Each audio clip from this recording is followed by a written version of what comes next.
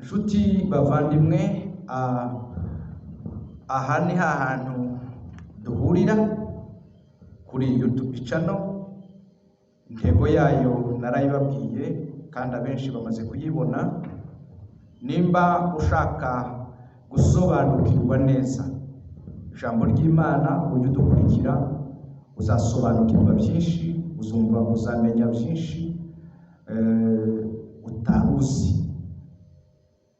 Cyakose nuza kubyumva bitandukanye nuko wari ubizi, ntabwo biba bivuze ko ibyo tukwigishije atari ukuri, ahubwo uzabifate ko ari bwo bwa mbere ubyumvise. Okay? Aha rero mbigisha ijambo ry'Imana, nkabaha ibyanditswe, nkabibasobanurira, hanyuma nanone hano mbigishiriza amasomo agendanye n'ubuzima busanzwe bwa buri munsi, ubuzima busanzwe bwacu.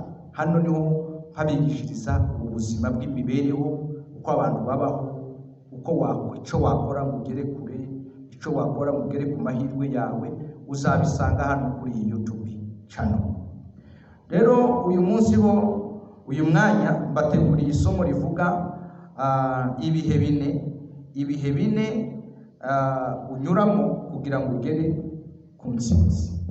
Ibihe bine ugomba kunyuramo kugira ngo ugere ku ntsinzi, kugira ngo ugere ku musaruro. Mu yandi magambo, kugira ngo ugere ku byo wifuza, hari ibihe bine ugomba kunyuramo. There are 4 kinds of seasons of victory. Okay? Nono izi nyakati ine za ushindi ugomba kuzicamo kugira ngo ugere ku iyerekwa ryawe, ugere ku ntsinzi, ugere ku byo wifuza.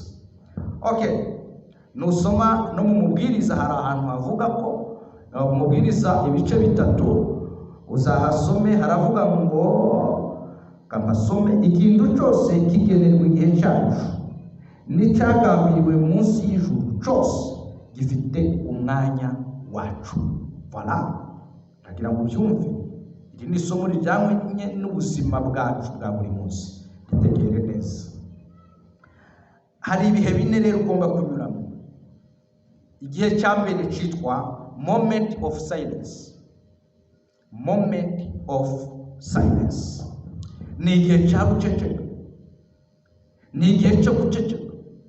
Muri ubu buzima turimo habaho igihe cyo guceceka. Ni cya gihe ubona ibintu bitagenda neza kandi ukora cyane.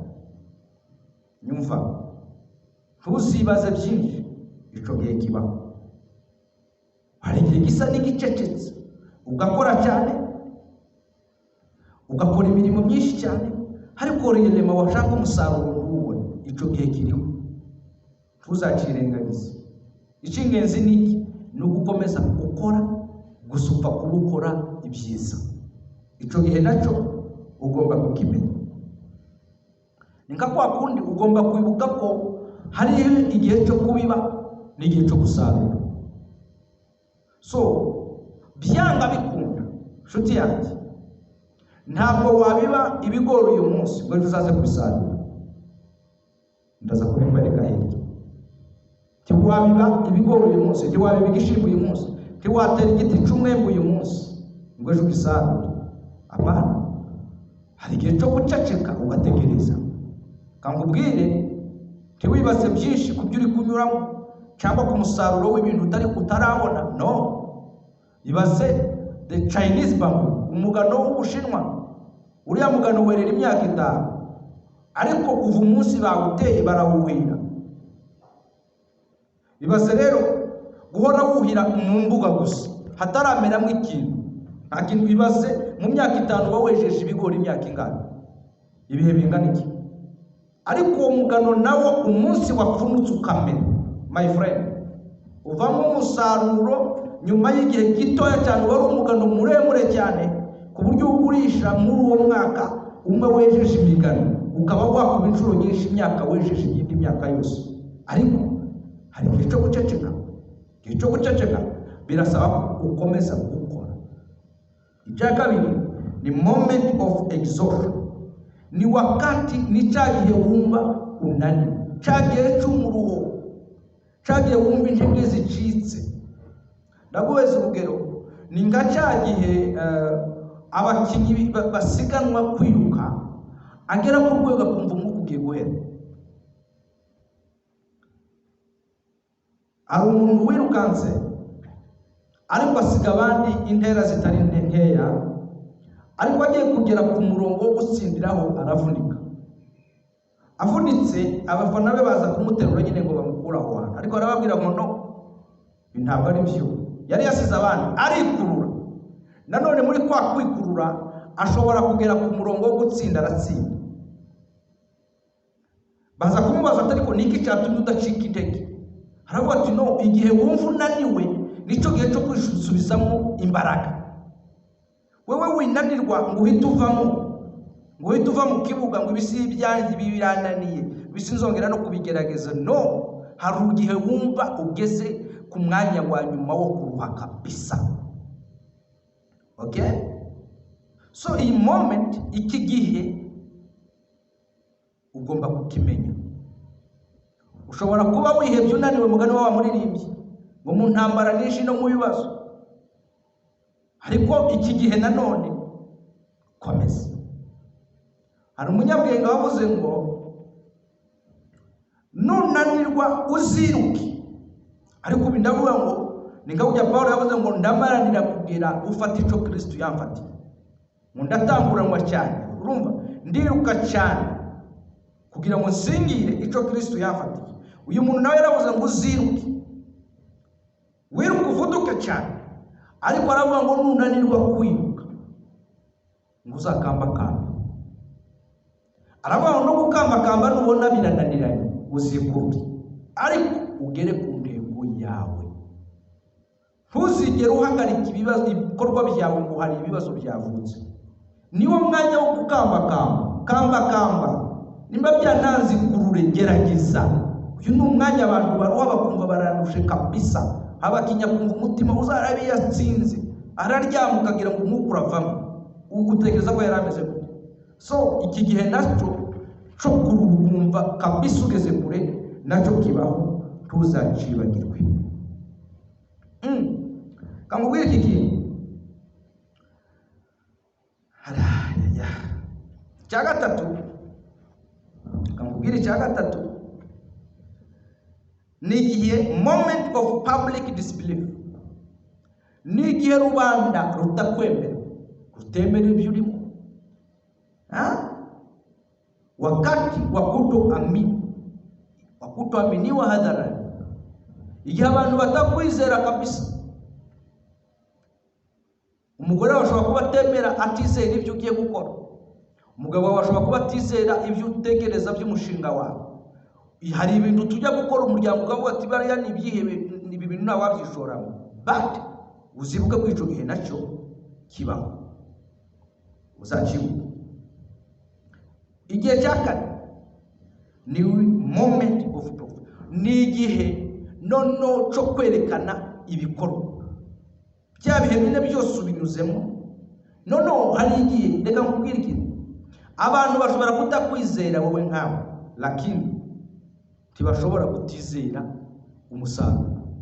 Byanga bikunda my friend, umusaruro urizerwa. Ibikorwa, ndavuga ibikorwa. Abantu bashobora kutakwizera ibyo urimo ntibakwizere, ariko nyuma y'igihe gito babona ibikorwa bivutse muri bya bintu, bakavuga ati hey, bya bintu byari byo. Kamubwira iki kintu, nujya gukora ibi bintu uzibuke ko ushobora guhitamo kugira amahitamo runaka, ariko ntabwo uhitamo umusaruro uva muri ayo mahitamo. Ibaze rero amahitamo yawe ni meza cyangwa ni mabi. Nimba ari mabi, ntabwo ari uzahitamo umusaruro uyakomokamo. Umusaruro uzaza ari mubi kandi ntuzawuhitamo. Ariko nimba ari amahitamo meza, n'ubundi umusaruro bizizana. Wibuke ntangira nakubwiye ngo our life is the result of our behavior. Ubuzima bwacu ni umusaruro w'ingeso zacu. Okay? Ngira ndagira ngo nkubwire yuko hariho the principle of the seed. Hari ihame ry'urubuto, nigeze kubikubwiraho hirya, ariko hari ihame ry'urubuto. ihame rya mbere yuko imbuto imera igomba kubanza igaterwa. Please, ushobora kuba nyine utera nikakurya birivuga ngo uwo azamera kigiti cyatewe hafi y'umugezi. Haleluya. So iyi giti cyatewe hafi y'umugezi ngo kiramera kikera imbuto zacu igihe cyacu, ibibabi byacu ntibyuma. My friend, ushaka kuba uri mu buzima usa nkaho utewe, ariko byanga bikunda uzamera. Ndaguhumurisha hari umunsi utacipuwa. Icya kabiri, nongeye kukubwira ko ingano size y'urubuto ntabwo ari determining, ntabwo ariyo yerekana size y'igiti. Hari imbuto tuba ari duto cyane, na Yesu yaravuze ngo nimutagira kwizera nk'akabuto ka sinapi, ngo ni akabuto gato cyane, ariko ngo iyo ugateye kavamo igiti kinini cyane. Ariko hari n'ibibuto binini utera bikavamo utugozi, just turanda ku duti. Ariko ikibuto wateye kingana umusozi, ariko ntihavemo igiti, hakavamo akagozi gusa. So nawe wikwireba uko umeze none, wikwireba size yawe none. Ubuzima urimo none ntabwo ari bwo busobanura ubuzima bwawe bw'ejo. Ndaguhumurije, imibereho urimo none ntabwo ari isobanura imibereho yawe y'ejo. Ibyo unyuramo none ntabwo ari byo bisobanura ibyo uzanyura mu ejo. Uri nk'urubuto. Icya gatatu, hari igihe imbuto imera ariko ntigaragare. Iwacu hari igihe wajyaga mu murima ugafurura mu gisoro wateye mu gishyimbo cyangwa ikigori. Rimwe na rimwe iyo watangiraga gukuraho igitaka, hari igihe wacaga umugondoro. Bivuga iki? Imbuto, hari igihe imbuto imera ariko ntigaragare. Ni ukuvuga ngo nubwo utaragaragara ariko uri kumera. Warabivuga. Hari umuririmbyi wavuze ngo ndi igiti cyatewe ku mugezi ndamahoro pe. Nawe nubwo umeze gutyo ariko uri kumera. Ikibazo nuko waba utari kumera, ikibazo nuko waba utateye. Ariko ndaguhumurije, ukirize principles z'urubuto. Yes, ugomba kumera. Uri kumera nubwo utaragaragara, nubwo utaraboneka, nubwo utaraseruka, nubwo utaravugwa, nubwo utarabona amafaranga, nubwo utarabona amateka ahinduka, nubwo utarabona ubuzima ariko buraje buhinduke. Uri kumera. Chakani, ili mbegu iwote lazima ikutane na mazingira sahihi. Kugira ngo imbuto imere byanga bikunda ni ngombwa ngo ihure n'ibihe byiza. Ntabwo imbuto imera gusa, imbuto ikenera izuba, imbuto igakenera umuyaga, imbuto igakenera imbeho, imbuto igakenera imvura. Niyo mpamvu iyi imbuto iteye munsi y'igiti yitwa n'imbehano, kubera ko itabonye izuba. Iyi mbuto ibuze izuba irapfa. Imvura iyo yabaye nyinshi murabizi yica imyaka. Nanone iyo izuba ribaye ryinshi ryica imyaka. You see? Nanone iyo amazi abaye menshi mu gishanga imyaka iratukura irapfa. So kugira ngo imbuto imere ni ngombwa kwihura n'ibihe byiza bitandukanye bigenewe. Nawe wikwivovotera ibibazo uri kunyuramo. Hari ibigutunganya. Mu Baroma 8:28 haravuga ngo kubakunda Imana byose bifatanyiriza hamwe kubazanira ibyiza.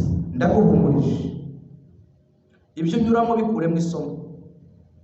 Ibibazo urimo byiguca intege, ahubwo bikuremo isomo ryo kuguteza imbere, byo kukwagura cyane mu gutekereza. Hari ibintu unyuramo Imana yakuzaniye kugira ngo wige, kugira ngo ukomere, kugira ngo ukamirike kabisa. Kubera ko ahuje harakomeye, harasaba urugamba rukomeye.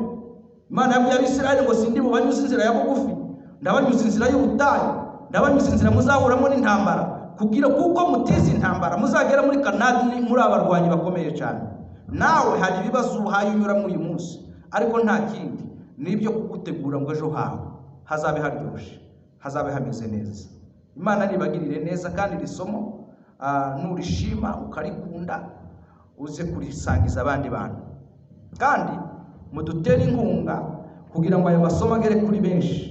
Nuko mukora subscribe, hanyuma ukaduha comment uko wumvise isomo, cyangwa icyo wumva twaguha kigufasha. Turi abajyanama beza bo mu ijambo ry'Imana, turi n'abajyanama beza bajyanye n'ubuzima busanzwe. Si ibintu dukora kubera ko twabyeretswe, twaranabyigiye. Rero ndagusaba kugira ngo ubane natwe umunsi ku munsi, usangize abandi ijambo ry'Imana, uganire n'abantu bawe, mu bidiscussing, mu bivugeho, mu bitekerezeho, kugira ngo ubuzima bwacu bukomeze bube paradiso. Murakoze cyane.